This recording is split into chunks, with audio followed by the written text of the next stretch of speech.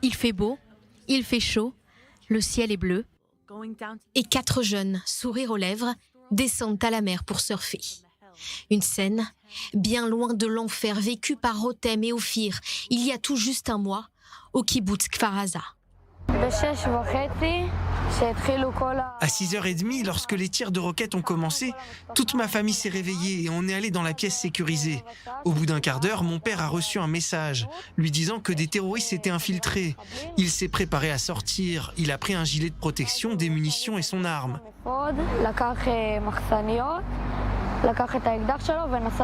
Ma mère, ma sœur Amit et moi sommes restés dans la pièce sécurisée, sans lâcher notre téléphone, pour essayer de comprendre ce qui se passait. On a commencé à entendre des coups de feu près de la maison. Les murs ont tremblé et on a entendu des cris et des coups de feu à l'intérieur aussi. On a appelé mon père. On lui a dit que les terroristes étaient entrés chez nous.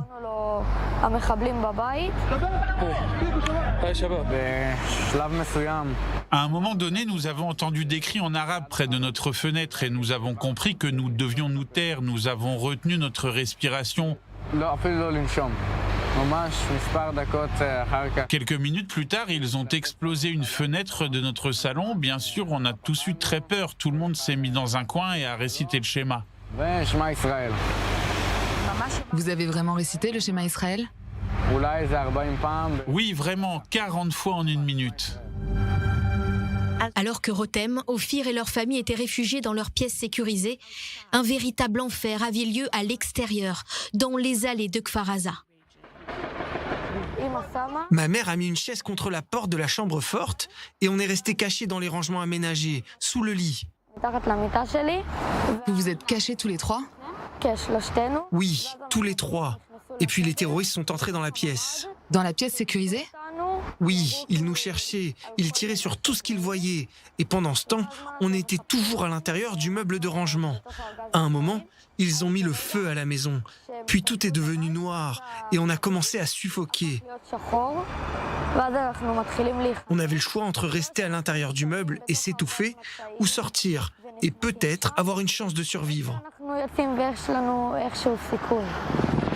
Bien que des dizaines de terroristes armés rôdaient toujours à l'extérieur, tuant tous ceux qui se trouvaient sur leur passage, Rotem, sa mère et sa sœur ont décidé de quitter la maison. Ils se sont cachés dans une réserve pendant 9 heures, jusqu'à ce que les forces de Tsahal viennent les secourir.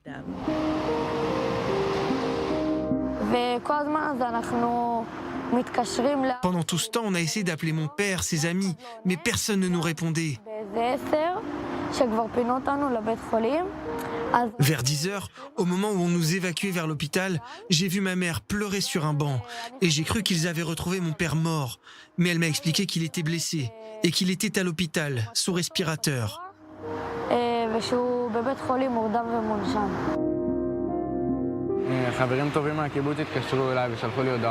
Des amis du kibboutz nous ont appelés pour nous dire qu'une famille vivant près de chez nous avait besoin d'aide car le père était gravement blessé. J'ai prévenu mon frère qui est médecin, mais ce n'était pas possible de sortir. Alors nous avons transmis le message à des soldats qui l'ont ramené chez nous.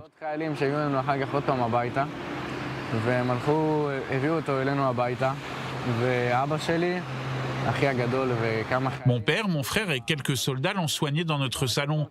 Puis d'un coup, nous avons entendu des cris en hébreu dans la maison. C'était un autre soldat blessé qui avait été amené chez nous. Ça veut dire que vous aviez monté une sorte de clinique à domicile? Oui, une clinique de fortune.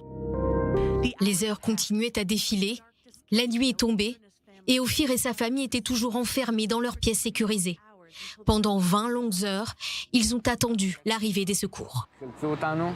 À 2h30 du matin, nous avons été sauvés et chacun d'entre nous a pu prendre quelques affaires. Nous venions de rentrer de l'étranger le mercredi et tous mes vêtements étaient encore sur la table. J'ai regardé dans la pièce sécurisée, j'ai vu un sac, j'ai tout mis à l'intérieur et j'ai pris mes tefilines. Nous avons vécu un miracle venu d'en haut. C'était donc important pour moi de les prendre et aussi parce que c'était un cadeau que ma grand-mère m'avait offert pour ma bar mitzvah. Un mois plus tard, Rotem, Ophir et les autres jeunes de Kfar Aza qui ont survécu au massacre ont été évacués vers le kibboutz Shfaïm. Aujourd'hui, ils commencent leur journée à la mer. L'association Agal Sheli a été créée dans le but d'aider les jeunes en difficulté grâce au surf. Le personnel est désormais mobilisé avec une nouvelle mission.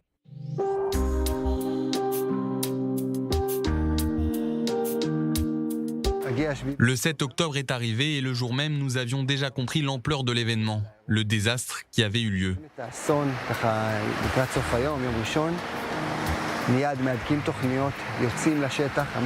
Nous avons immédiatement préparé un plan de secours. J'ai dit à mes équipes, c'est le moment d'être là pour ces jeunes qui ont vécu des choses qu'aucun être humain ne devrait avoir à vivre. Nous savons qu'il s'agit d'un moment critique. Nous faisons ça pour retrouver un peu de raison, pour leur redonner confiance. On les amène en mer pour leur permettre de ressentir et les ramener aux choses simples.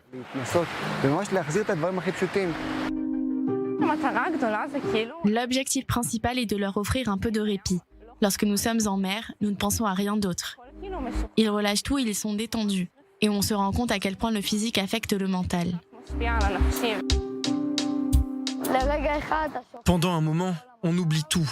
On oublie que notre maison a brûlé, que nous avons réussi à nous échapper par miracle. On ne pense à rien et on surfe avec nos amis.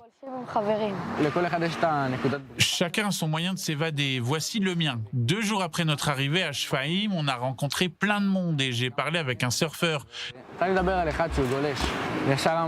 lui ai demandé si je pouvais venir surfer avec lui. Il a accepté et le lendemain, nous sommes allés en mer.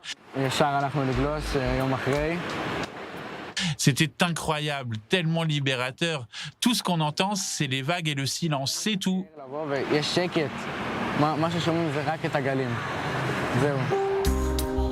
L'expérience de la mer et du surf, quand on est bien encadré avec des professionnels, peut vous ouvrir de nouveaux horizons, vous redonner espoir pour l'avenir, même lorsqu'on n'y croit plus. Quand on entre dans l'eau, pendant un moment, on a le sourire, on se souvient de nos forces, de ce que nous sommes. Nos traumatismes et nos peurs ne nous définissent pas. Nous serons là pour eux aussi longtemps qu'il le faudra. Nous surfons tous les jours. Au milieu du chaos, de l'incertitude, nous créons un espace rassurant. Nous leur offrons une routine et nous les aidons à avancer. Ce n'est qu'un début. Il est clair pour tout le monde que ces jeunes ont encore un long chemin à parcourir. Ils ont laissé leur innocence, leurs souvenirs et leurs attitudes d'enfants à la frontière de Gaza. J'aimerais beaucoup que mon chat revienne. Elle s'appelle Sandy. Je ne sais pas si elle est toujours vivante. Ils n'ont pas trouvé de corps, mais ils voient que sa litière continue d'être utilisée et que sa nourriture est mangée. Alors j'ai de l'espoir.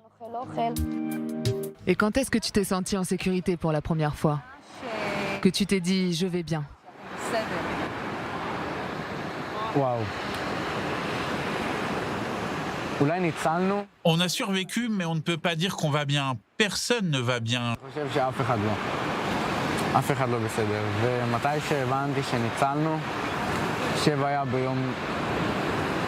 J'ai compris que nous avons été sauvés le lundi lorsqu'Hanan Ben Ari est venu se produire chez nous et a commencé à chanter. À ce moment-là, je me suis dit « Waouh, je suis en vie, je suis là, Hanan Ben Ari est assis en face de moi, je suis vivant. » J'ai vraiment survécu à tout ça. Agal Sheli!